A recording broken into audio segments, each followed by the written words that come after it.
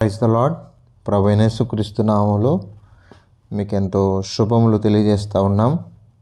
ప్రియమైన మిత్రులారా, ఈ యొక్క వీడియో అనేక మందికి వెళ్ళి అనేకులు దీవించబడ్డానికి, అనేకులు విని ఆదరించబడ్డానికి మీరు చేయాల్సిన ఒక చిన్న పని, వీడియో కింద లైక్ అనే బటన్ ఉంటుంది.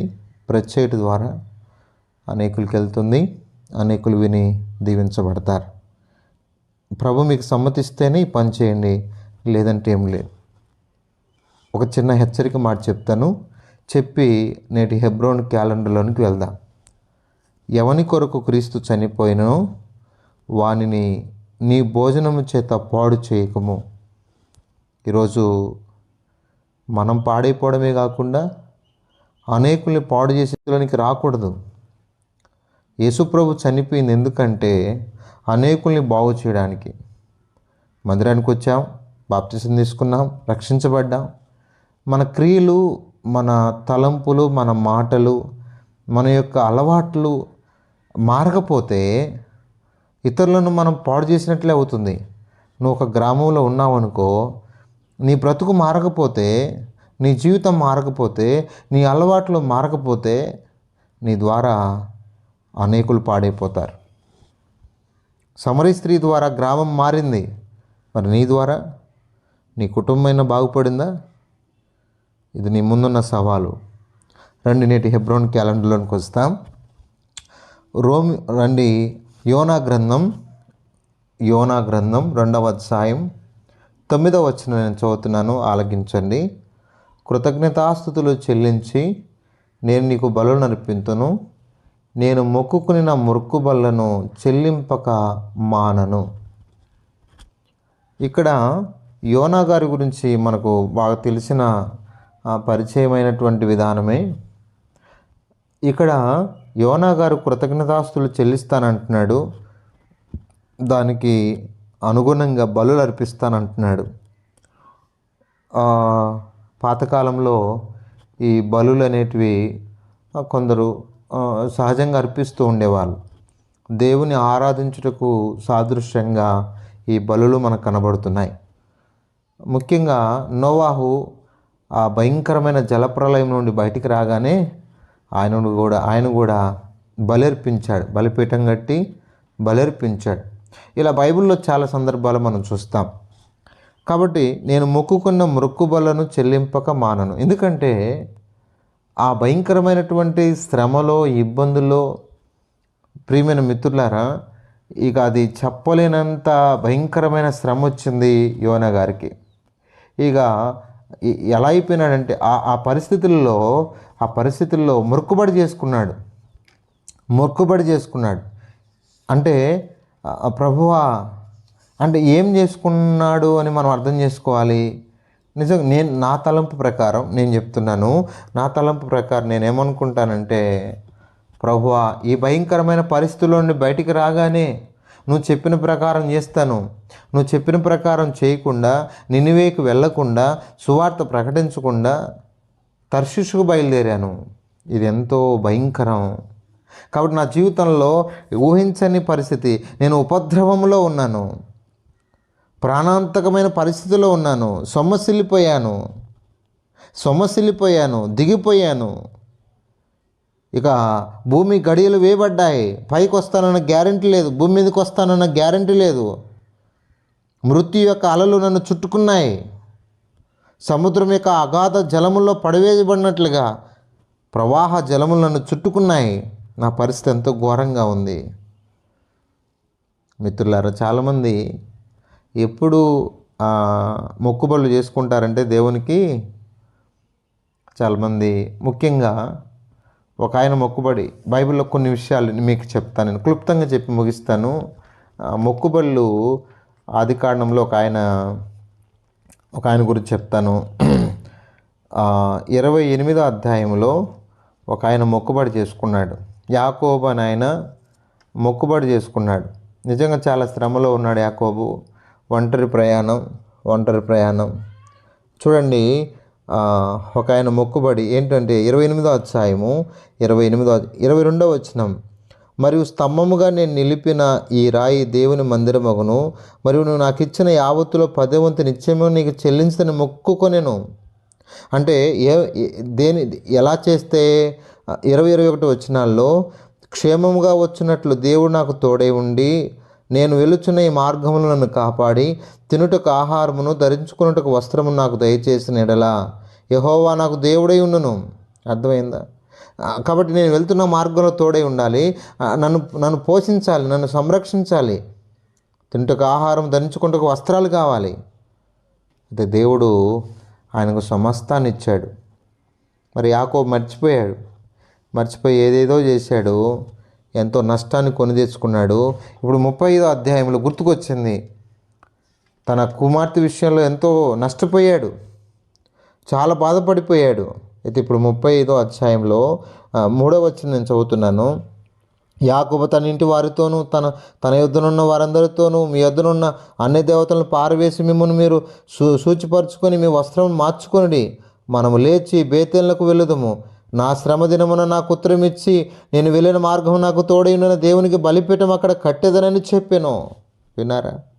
ఇప్పుడు గుర్తొచ్చింది, నా శ్రమ దినమున నాకు తోడైన దేవుడు. అంటే చాలామంది శ్రమంలో మొక్కుబడి చేసుకుంటారు విజయం కొరకు. శ్రమంలో యాకోబు మొక్కుబడి చేసుకున్నాడు. అదే సమయంలో యొప్తా ఒక మొక్కుబడి చేసుకున్నాడు. ఏ మొక్కుబడి చేసుకున్నాడు? ప్రభువా, అదిగో అమోరేల మీద నాకు విజయం ఇస్తే నా ఇంట్లోంచి బయటకు వచ్చిన ఏదో నీకు ఇస్తాను అన్నాడు. తన కుమార్తెను దేవునికి అంకితం చేశాడు. మిత్రులారా, బైబిల్లో మొక్కుబడి గురించి చాలా విషయాలు ఉన్నాయి. సంఖ్యాకాండంలోను, ద్వితీయోపదేశకాండంలోను, ద్వితీయోపదేశకాండం 23వ అధ్యాయం అనుకుంటాను, 18వ వచనం అనుకుంటాను. మొక్కుబడి చేసుకుంటే తప్పక అది చెల్లించాలి, నోటి నుండి వచ్చిన ప్రతిదీ కూడా. అట్లా బైబిల్లో ప్రసంగి 5వ అధ్యాయంలోను అది ఆలస్యం చేయకూడదట, తడవు చేయకూడదట మొక్కుబడి చేసుకున్న తర్వాత. ఇట్లా చాలామంది కూడా రకరకాల మొక్కుబడులు చేసుకున్నారు. యాకోబు శ్రమలో చేసుకున్నాడు అట్లు. అదే సమయంలో యొప్తా విజయం కొరకు చేసుకున్నాడు మొక్కుబడి. అదే సమయంలో హన్న బిడ్డల కొరకు, బిడ్డలు లేరు, ఒకటే ఏడుపు, అవమానం, నిందగా ఉంది, పరిస్థితి అర్థం కావట్లేదు. సమూయేలు 1వ గ్రంథం 1వ అధ్యాయంలో పెనిన్నా ఉంది, నాకు పిల్లలు ఉన్నారన్నట్టుగా, ఆమె ఇది గొడ్డుబోతు అన్నట్టుగా ఎంతో అవమానం. చాలా సంవత్సరాలు మందిరానికి వెళ్తూ వస్తూ ఏడుస్తూ వచ్చేది, కానీ అది చివరికి ఒక మొక్కుబడి చేసుకుంది. ప్రభువా, నాకిన బిడ్డనిస్తే నీకు ఇస్తాను, నాకిన బిడ్డనిస్తే నీకు ఇస్తాను, తప్పకుండా నీకు ఇస్తాను ప్రభువా అని మొక్కుబడి చేసుకుంది. ఎప్పుడైతే మొక్కుబడి చేసుకుందో తను ఉన్నటువంటి శ్రమల్లో ఒకటే దేవుడు చెప్పాడు, నువ్వు క్షేమంగా వెళ్ళము, ఇశ్రాయేలు దేవునితో నువ్వు చేసుకున్న మనవి ఆయన ఆలకించాడు, ఆయన నీకు దయచేస్తాడు. కాబట్టి నీ జీవితంలో కూడా నీవు కూడా దేవునికి మొక్కుబడి చేసుకోవాలేమో. ఒక యవనస్తుడు దేవుడు తనతో మాట్లాడుతున్నప్పుడు సేవకు చేయాలని ముందుకొచ్చాడు. మరి పరిస్థితులు మారినాయి. పరిస్థితులు మారగానే మరలా తను మారిపోయి మరి సేవ విషయం మర్చిపోయి వివాహం చేసుకున్నాడు. వివాహమైన తర్వాత చాలా సమస్యలు ఎదుర్కొన్నాడు. కొంతకాలంలోనే చాలా సమస్యలు ఎదుర్కొన్నాడు. ఈ సమస్యలకు కారణం నేనేనేమో, నేను దేవునికి లోబడకపోవడమేనేమో అని అనుకొని, అంటే అది కొంతకాలంలోనే చాలా సమస్యలు ఎదుర్కొన్నాడు. అలా అనుకొని, అంటే భార్యాభర్తలు వేరైపోయారు, చాలా ఇబ్బంది పరిస్థితి ఏర్పడింది వివాహమైన 3 నెలలకే. అయితే ఎప్పుడైతే తన తప్పు తను తెలుసుకున్నాడో ఒక మొక్కుబడి చేసుకున్నాడు. దేవా, నా కుటుంబానికి నువ్వు కడితే ఇక నీకు లోబడతాను, నీ సేవ చేస్తాను ప్రభువా, నీ సేవ చేస్తాను ప్రభువా, నేను ఖచ్చితంగా నీ సేవ చేస్తానయ్యా, అయ్యా నీ సేవ చేస్తాను అని ఎప్పుడైతే మొక్కుకున్నాడు. భార్య అయితే అంగీకరించే పరిస్థితులు లేదు, మరి తనైతే మొక్కుకున్నాడు. ఇక మిత్రులారా, నువ్వు సేవ చేయడము నువ్వు దేవుని పని చేయడం, నువ్వు దేవుని కొరకు సువార్త ప్రకటించడం, అది దేవుని చిత్తమైతే అందరితో దేవుడు మాట్లాడతాడు. నీతోనే కాదు, ఎదుటిన్న వ్యక్తితో మాట్లాడతాడు, నీ భార్యతో మాట్లాడు, నీ భర్తతో మాట్లాడతాడు, నీ ఇరుగు పొరుగు వారితో నీ సేవకునితో మాట్లాడతాడు. ఎప్పుడైతే అలా తీర్మానం చేసుకున్నాడో, మొక్కున్న కొంతకాలానికే తన భార్య తన దగ్గరకు నడిపించబడింది. ఏమ్మా సేవ చేద్దామంటే, దేవుడు నాతో కూడా మాట్లాడాడండి, దర్శనం ఇచ్చాడు సేవ చేయమని. వింటున్నారా మిత్రమా? నువ్వు ఏ పరిస్థితిలో ఉన్నావో నిజం చెప్తున్నాను. చాలామంది చాలా రకాల పరిస్థితులు అన్నీ అయిపోయిన తర్వాత ఏదో మొక్కేసుకుంటారు. కాబట్టి నిజంగా ప్రభువు నిన్ను ఆ స్థితిలోనికి నడిపించాలని ఆశపడినప్పుడు తప్పకుండా నిన్ను ఏ మార్గాలు తీసుకొస్తాడో తెలియదు, తప్పకుండా నీ చేత మొక్కుబడి చేయిస్తాడు, తప్పదిక. ఎందుకంటే నువ్వు ఆయన పరిచర్య చేయాలి, ఆయన కొరకు బ్రతకాలి. యోనా చాలా ఇబ్బందులు పడ్డాడు. ఇక మరణంలోంచి బయటకు వచ్చినట్టే యోనా. ఆ భక్తుడు దేవునికి మొక్కుబడి చెల్లించక ఉండలేడు. ఇక నేను అనుకుంటాను, యోనా గారు ఈ విధంగా మొక్కుబడి చేసుకుని ఉండొచ్చు. అయ్యా, నేను గనక బ్రతికి బయటపడితే అయ్యా నీ సేవ చేస్తాను, నువ్వు చెప్పిన చోటుకి వెళ్తాను, నేను వెళ్తానయ్యా అని తను ఖచ్చితంగా చెప్పి ఉండొచ్చు అని నేను అనుకుంటాను. అందుకే వెంటనే 3వ అధ్యాయం 1వ వచనంలో దేవుడు మనలో ప్రత్యక్షమై వెంటనే నినివేకి వెళ్ళి అన్నాడు. ఆయన చెప్పిన ఒక చిన్న మాట నిజంగా ఆ ప్రాంత ప్రజలను కదిలించి వేసింది. అనేకులు మారుమనసు పొందారు. రాజు మొదలుకొని ఆ చిన్నల వరకు కూడా అనేకులు మారుమనసు పొందారు. మిత్రమా, నీ ద్వారా పరిచర్య ఎంతో ఉండగా వెనుకంజ వేయకు. దేవునికి ఒక మొక్కుబడి చేసుకో. నువ్వు కూడా ఒక ఎలీషా వలె మొత్తాన్ని, నీ దగ్గర ఉన్న సమస్తాన్ని విడిచిపెట్టి దేవుని కొరకు ముందుకెళ్ళడానికి ఒక మొక్కుబడి చేసుకో. అంటే నువ్వు అనుకోవచ్చు, నేనేం చెల్లించాలండి దేవునికి? ఈ దినాల్లో నీ శరీరాన్ని దేవునికి అప్పగించు. నువ్వు చేయాల్సిన ఒకటే ఒక బలి, అది తప్ప ఇంకేం లేదు. రోమిలికి రాసిన పత్రిక 12వ అధ్యాయం 1వ వచనంలో సజీవ యాగంగా నీ శరీరాన్ని దేవునికి అర్పించు. అంతకంటే విలువైన బలి, ఆరాధన ఇంకేమీ లేదు. నీ శరీరాన్ని దేవునికి అప్పగించేసాయి. ఈ శరీరం ప్రభు నీది, నీ ఇష్టం వచ్చినట్టు వాడుకో అని చెప్పు, దేవునికి చెప్పు.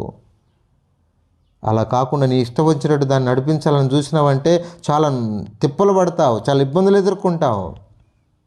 ఎప్పుడైతే దేవునికి లోపడ్డాడో ఒకే ఒక సువార్త, నినివేకు 40 దినాల్లో నాశనం రాబోతుంది అనగానే నినివే ప్రజలందరూ కూడా ఆ ప్రకటన విని దేవుని విశ్వాసం ఉంచి ఉపవాస దినాన్ని చాటించారంటండి.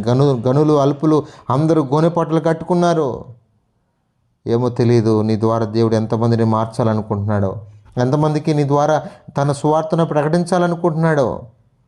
మిత్రమా, మొక్కుబడి చేసుకుంటావా? ప్రభువా, నీ సేవ చేస్తాను, నీ పరిచర్య చేస్తాను, నీ సువార్త చేస్తాను, నీ కొరకు బ్రతుకుతాను, ఎక్కడున్నా ఏ ప్రాంతంలో ఉన్నా నీ కొరకు బ్రతుకుతానని మొక్కుబడి చేసుకుంటావా? రండి ప్రార్థన చేస్తాం. పరిశుద్ధుడైన తండ్రి, కృపగలిగిన దేవా, మిమ్మల్ని స్తుతిస్తున్నాం. మా ప్రియులందరి కొరకై నీ సన్నిధిలో వేడుకొనుచున్నాం. ప్రభువా, యోనా చివరికి నా ప్రభువా ప్రాణాంతకమైన పరిస్థితులను బయటపడి మొక్కుబడి చెల్లిస్తానంటున్నాడు, మాననంటున్నాడు. ప్రభా, నీ కృతజ్ఞతాస్తులు చెల్లిస్తున్నాడు. ప్రభా, ఎన్నో సమస్యలు, ఎన్నో ఇబ్బందుల్లో నాయన ప్రభా అలసిపోయాడు, సొమ్మసిల్లిపోయాడు, చావుకు దగ్గరైపోయాడు.